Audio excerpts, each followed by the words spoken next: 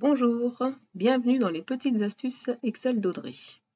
Dans cette vidéo, nous allons voir comment créer un graphique de type histogramme.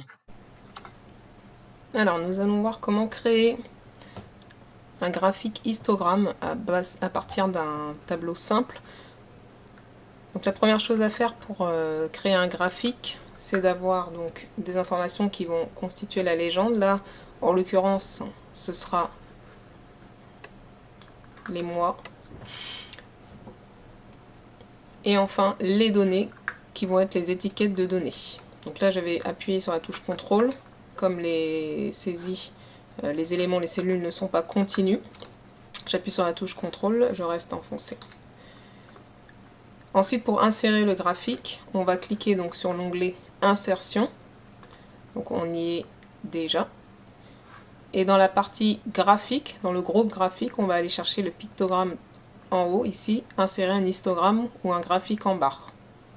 On clique sur la flèche, et on peut choisir donc toujours au niveau des catégories graphiques des graphiques 2D ou des graphiques 3 dimensions. On a la même chose effectivement pour les barres, barre 2D, barre 3D. Là on va rester sur l'histogramme 2D et on va cliquer donc sur le premier graphique. L'idée c'est que votre graphique puisse être représentatif des informations du tableau sans que l'utilisateur ait besoin d'aller voir le tableau. Donc il faut que normalement le graphique se suffise à lui-même. Ça veut dire qu'il va falloir avoir un minimum d'éléments sur le graphique, comme le titre. Donc là on va noter évolution des bénéfices. En règle générale, on a une notion de temporalité également qui apparaît donc sur le titre pour situer les éléments d'information que l'on observe. Ensuite, pour pouvoir ajouter ce qu'on appelle les étiquettes de données. Donc il y a plusieurs possibilités. La première est de passer par les styles du graphique. Donc là où vous allez pouvoir en fait basculer dans différents styles en passant la souris dessus. Certains sont donc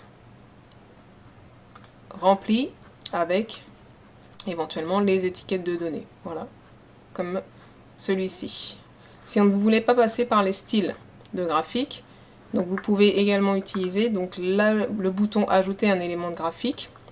Ce bouton ne permet pas que l'ajout. En fait, ça va être tout ce qui est la suppression, l'ajout et également le déplacement d'éléments qui sont dans le graphique. Notamment, ce qu'on cherche à rajouter là, ce sont les étiquettes de données. Actuellement, nous n'en avons aucune. On va pouvoir les mettre donc à certains endroits, par exemple au bord extérieur.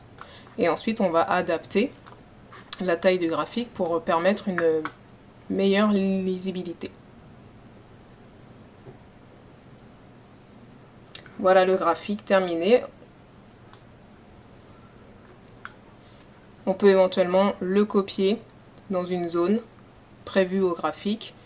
Ici, une feuille graphique qui aurait été préparée pour récupérer l'ensemble des graphiques de notre tableau. Si les petites astuces Excel d'Audrey vous plaisent, pensez à vous abonner en cliquant sur le bouton en haut à droite et venez découvrir l'ensemble de mes tutos pour apprendre Excel rapidement et facilement. À bientôt, merci.